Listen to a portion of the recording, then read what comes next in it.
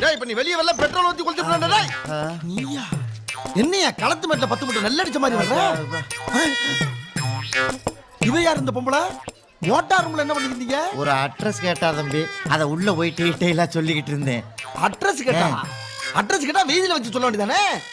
அத என்ன உள்ள வச்சுக்கிட்டு? அது அந்த ஓஹோ, அதான் காலையில இருந்து அவசியம் போல தண்ணி வெள்ள இருக்காங்களா? எப்படியா வரும்? மோட்டர் ரூம்ல ஏயா நீ ஒரு பெரிய மனுஷனா இருக்கேன், கபடி விளையாட்டுல சேர்த்து உனக்கு மரியாதை கொடுத்தா இங்க கல்ல விளையாட்ட விளையாண்டுக்கிட்டு இருக்க. நான் தான் அன்னைக்கு கபடி விளையாடும் போதே சொன்னேன்லப்பா, என் பொண்டாட்டியை டச் பண்ணி 6 மாசம் ஆச்சுன்னு. எப்ப போனாலும் வகுத்த ஒழிக்கிறான். அவளையும் நம்ம தொந்தரவு பண்ணக்கூடாது, தானா வந்ததை விடக்கூடாது. இல்ல என்ன என்னமா 10-15 வருஷமா பட்னி பசிமா கிடக்குற மாதிரியே ஃபீல் பண்ணி சொல்ற? இதுவும் ஒரு பசிதானப்பா. ஏச்சி இதெல்லாம் உன் மேல உசிரி வச்சிருக்கோம். பொண்டாட்டி தெரிஞ்சா என்ன ஆகும்? ஆமா தம்பி, அவளுக்கெல்லாம் தெரிஞ்சா உடனே தொங்கிடுவா தம்பி. நமக்குள்ள இருக்கட்டும். தொங்கிடுவான் தெரியுதுல. தெரிஞ்சு இன்னொருத்தி கூட